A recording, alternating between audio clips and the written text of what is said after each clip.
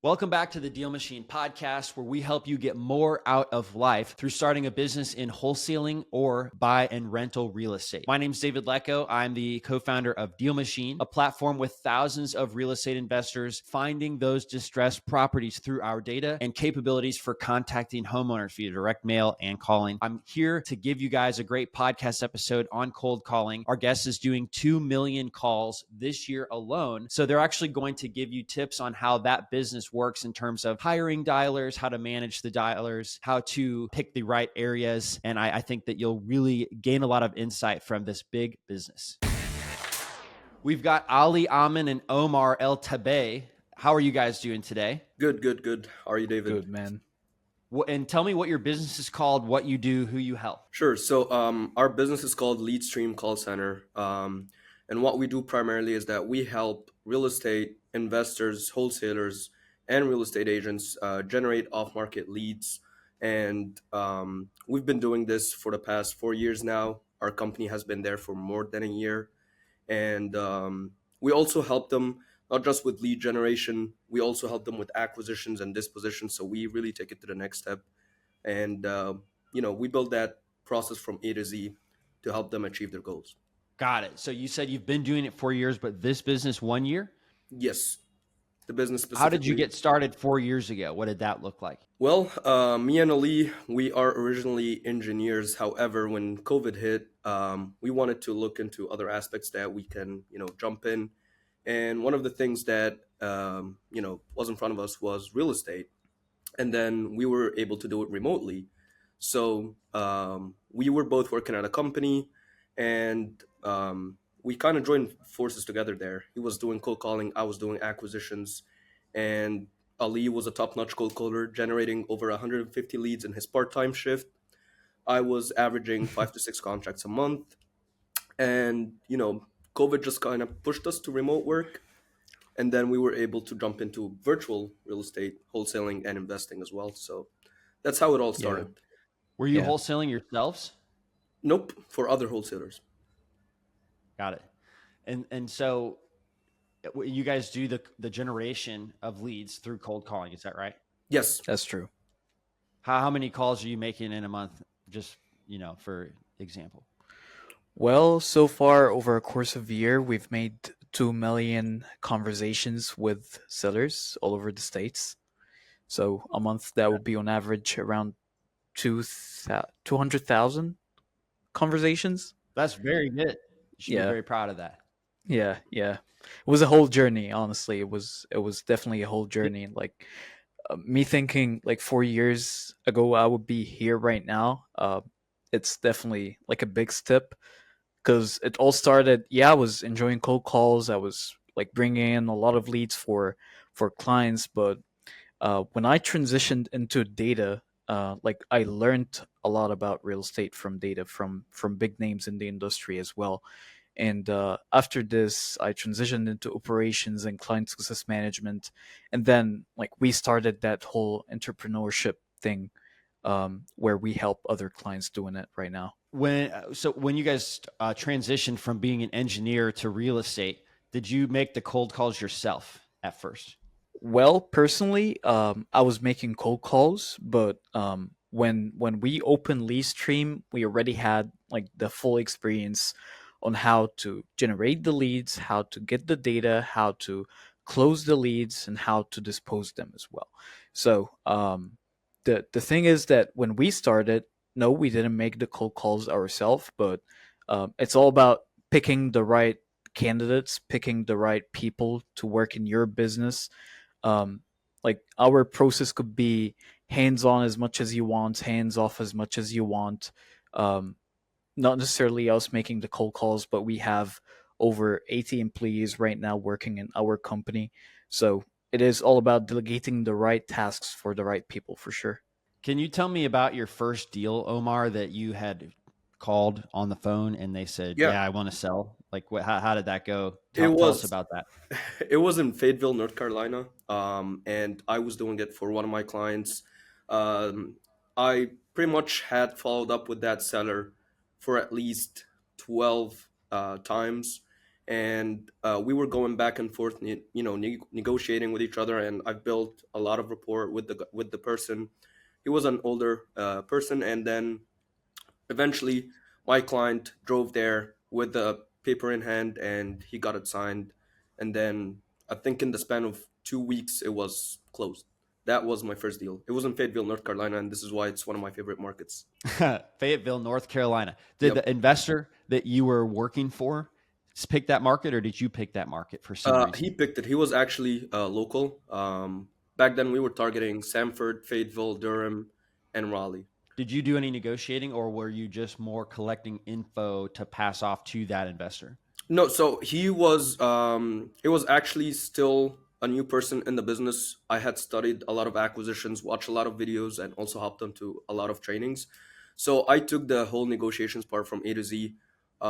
Usually the way I do things is that I build rapport. I kind of build that trust with the seller, and then when it comes to negotiation, I anchor, and then after I anchor, I negotiate, and I leave a lot of room for myself in order for me to get that discount. And then the last thing, since he was an older person, he just wanted, we weren't able to sign a DocuSign. So my client essentially drove there and just got his signature. He didn't have to do much of the negotiations. I've done it myself. Mhm. Nice. Well, that's got to feel good, and certainly did. What about you, Ali? Did you have a similar story? Similar story, not with deals, but I would say like the business has definitely taught us a lot, right? And when I started, I was just dialing for a client in Texas, right? And I always like to speak to people over there. Once you crack a joke, it's a lead. Once you crack a joke, you get all what you want, right? And that guy like got a lot of deals in a span of 3 months, right? And like the bigger transition for me was after I left the company that I was working with Omar with, and then like I handled a whole operation stuff for a client in Florida. They were making around $100,000 in revenue every month out of outbound marketing, right? And I actually met Omar in that company again. This is where like we decided that we want to do it together. So, Omar, you talked about hiring. Your business now is more about hiring. How do you find a talented cold caller that you can trust to work for your clients? Yeah, that's a good question. So we really focused on our HR department. We have an HR manager. She's doing a really solid job when it comes to selecting candidates because we tell her exactly what we're looking for, and she's really good when it comes to doing that. Now, the way that we accept people into our company, so we have a lot of people applying to our pipeline, and so it starts first with the HR selection. The person at least has to have 1 year of experience in outbound reach, preferably in real estate. They have to have good English accents. We try to avoid the thick accents as much as we can, especially if it's going to be a cold calling job or an acquisitions role. And then after they get selected and they pass through the selection phase, they have an interview with that HR manager. So they apply, they tell us about their experience, they provide their CV, and they also have a co-recording that they have to send us. After they get selected, it's a live interview with the HR manager. Afterwards, they watch pre-recorded videos of Ali's training, and then they go through live training sessions with our head of training department, and then they get tested through various test calls with different scenarios. And after they pass all of these steps, they get hired into our company. Whether it's for Mm. cold calling, acquisitions, they kind of go through the same phase. I like that you had a call recording that they need to send you so that you can quickly tell if they're good or not. And then Exactly. you have them invest in the process a little bit more with the pre recorded training from Ali. And then finally, the finishing touch is you're training them as well. Do you have anybody who drops out at that stage after the in person training? Like, do you decline somebody at that point We ever? could pretty much decline somebody if they don't perform during the test call that they have with the trainer.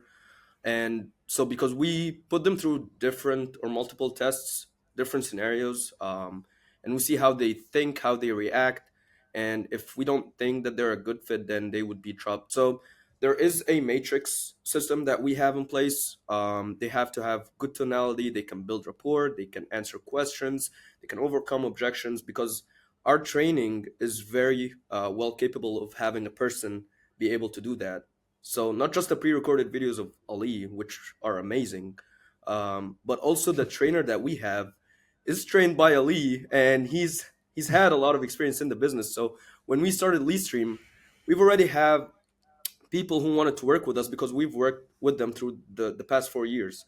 So we knew that we have the right team to make people, be able to do that just through our training process. And they also go through a nesting phase, which I forgot to mention. So we we kind of build that person into our company. So even if they have 1 year of experience, we still kind of give them all of what we have, so that we can have the right candidate in the company. Yeah, yeah. And one thing worth mentioning about training, so you can find good cold callers all day, right? But are these callers going to be aware of what you're doing? Like, it's very rare to find a caller who knows actually what is wholesaling. It's very rare to find a caller who knows what is novation, what is creative, right?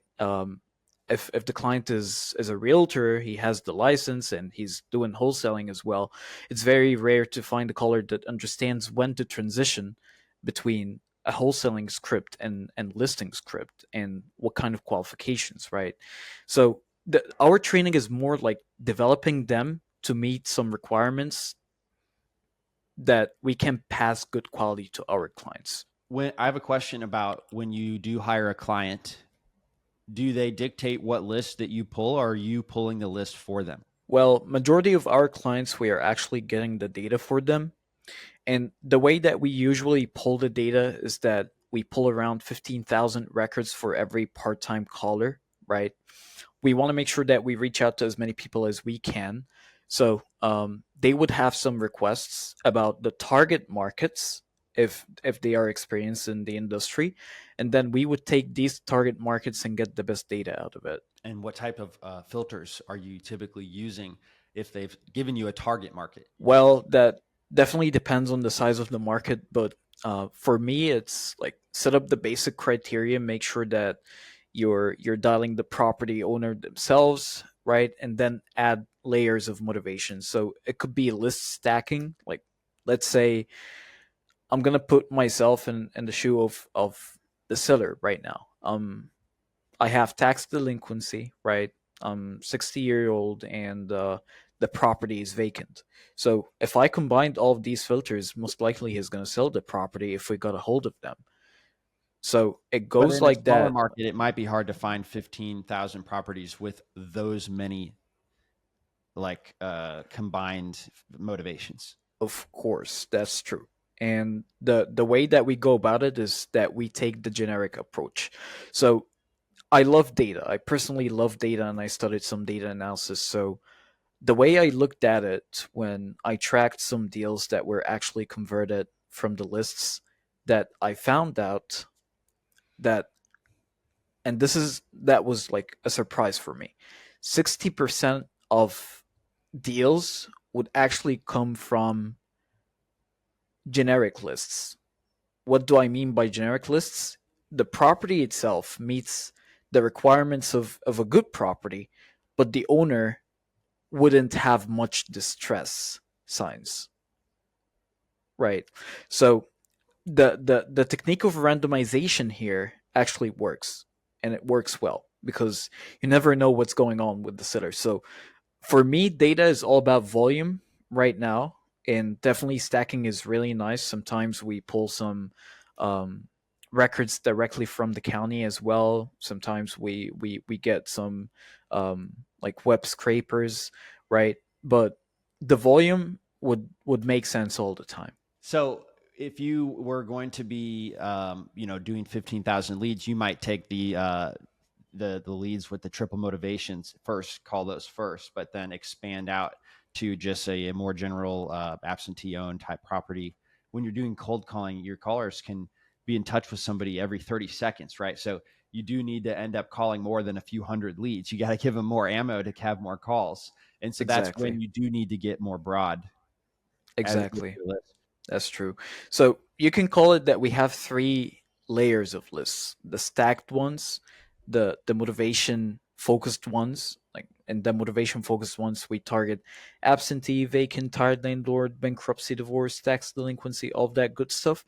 And then we have the generic approach. In our data, I would just say I've heard that 90% of one of my customers' leads came from the phone utilization, moderate or heavy. And that's a field that you can look at in the exports and, versus, and that is just how much they pick up the phone, how much those people pick up the phone. So we have that data, and that's been something I recently discovered that I thought I would pass on. That's nice. Definitely going to try that out. If you had a customer, and this happens with any business, if you had a customer and they said, I'm not happy with the cold calling results, what would you do to debug that issue, to figure out, is it the data? Is it the dialer? Is it the number showing as spam? Is it the market? Is it the cold caller? How do you guys think about that?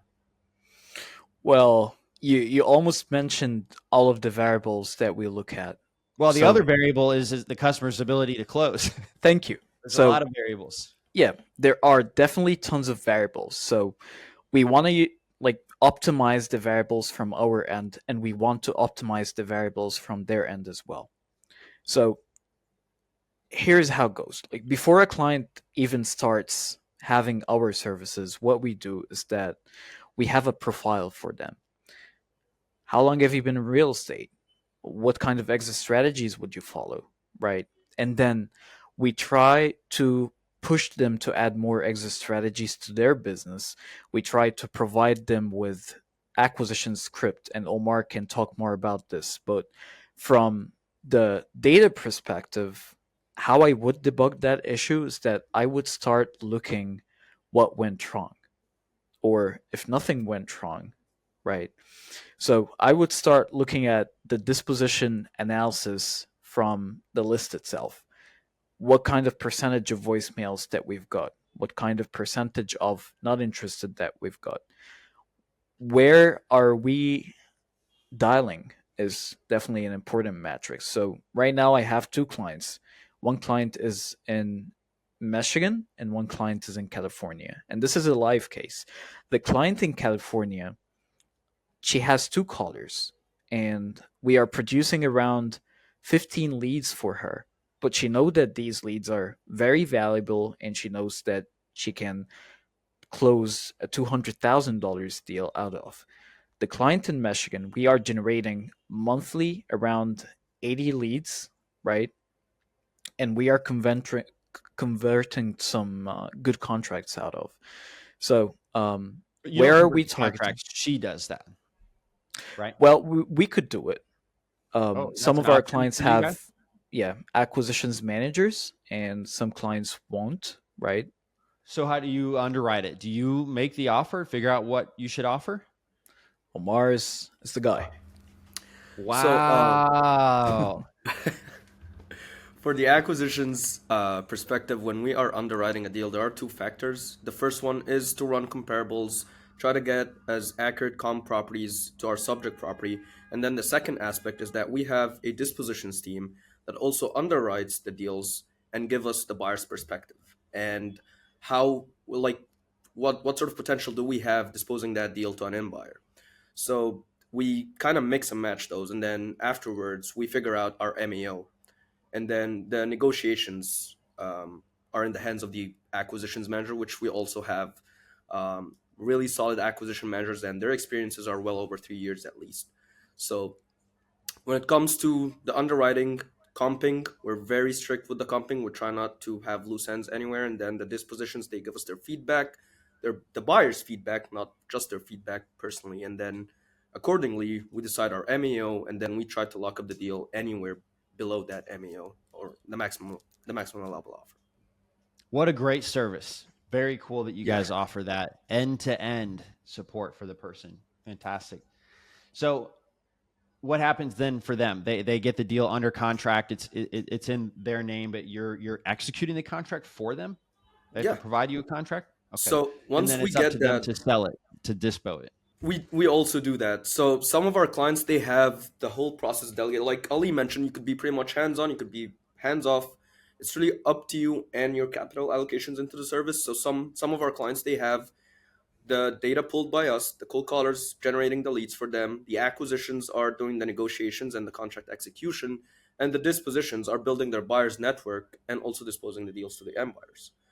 And some of our clients, they have all of that but the dispositions, but they still utilize our disposition services through a JV agreement, which for our clients is not the usual 50-50. It's a 70-30 split where the client gets 70%. So they still delegate that Because with, they paid you a fee up front as well. yeah, so they paid a fee for the lead gen, for the acquisitions. They didn't pay a fee for the dispo, but this is why we just JV for them at a lower JV rate, just because they're our clients. So it's the least that we can do, I guess. So So it's, cool. Haven't yeah, really heard that in the marketplace, but that is very cool. that's how we do it. Yeah, Yeah. we have I a couple love of it. clients who are relying completely on our dispositions department, and so we have buyers in various markets. And also, if we have a client whose plan is to rely on our dispositions and he decided that he wants to invest in these markets, then we will go ahead and start vetting buyers in that market. So when the time comes, we already have somebody waiting to get those deals. Love it. That's so cool. Yeah. Well, as we wrap up, Ali and Omar, I really appreciate your time. Tell me, what's your pricing structure like for those services? Well, it really depends on what you're getting. But let's just say you want to go for the essential package, you're still starting out, and you want to build a momentum just by having, for example, like two cold callers. And so with the two cold callers, with the data included, and the client success management part, the quality control management. So, by the way, just to give you a full overview of how the process works. So, the client during the onboarding phase, he submits a specs form, what kind of markets that he's targeting, and then we take the information, we start pulling the data accordingly. Once the data is pulled, it's uploaded to our multi-line dialer, and with each part-time cold caller, you get 30 caller IDs with the area codes of the target market. And one thing you didn't mention about the caller ID spam, we do have a service in that dialer where it automatically detects if a caller ID is being flagged as spam, and then we replace it, making sure we increase our connection rate. So, multi-line dialer, the caller IDs are assigned, the cold caller starts generating the leads, and once the lead is generated, there's a quality control management department that listens and verifies each and every lead before it gets to the client CRM. And for the CRM aspect, we can either integrate it into the client CRM or we can create a CRM for the client. And once we have that in place, the lead gets pushed with the 4 pillars: the motivation, the asking price, the timeline, and the condition, with the co-recording attached to it. And then once the lead is in the client's CRM, it's either he has acquisition with us, so the acquisitions manager would pick up that lead and follow up on it. And again, for the acquisitions, it's not just lead stream leads. Any lead that the client has in his CRM, the acquisitions is obligated to follow up on it. After the acquisitions part, we got a signed contract. It's either the client gets that deal for himself or dispo that deal to an end buyer or utilizes our disposition service. All of that with the client success management being performed by me and Ali. So that's one task that we don't delegate. We are the person, or like we are the people who are directly communicating with our clients, right? So back to your question, with the essential package, that's the smallest package that we provide. It's $1,200 a month with all of that included. Part-time cold caller, Wow. 30 caller IDs, dialer license, quality control, client success, and the CRM Love it. integration. And they're going to make 15,000 calls in a month for that price? More than that. More than So a day we would make around 2,000 calls in the dialer. That would convert to 150 conversations. On average, that would convert to 1 to 2 warm leads a day. Wow. Depends on the market, of course. Yeah. I love it. Where can people check it out? What is your website? It's leadstreamcallcenter.com. Leads, stream, and call center. Yep. .com. I'll drop it in the chat as well. Thank you guys so much. Really enjoyed that podcast, and especially how you guys hire the reps and to focus on that. It completely makes sense, but also about your first deal, Omar, and how that felt and why it was so great. Thank you so much, David. I appreciate you. Really appreciate you guys, and I Thank hope you you for have having a us, great David. rest of your day. Thanks for listening to the DealMachine Real Estate Investing Podcast. Please leave us a review and follow along wherever you're listening to your podcast.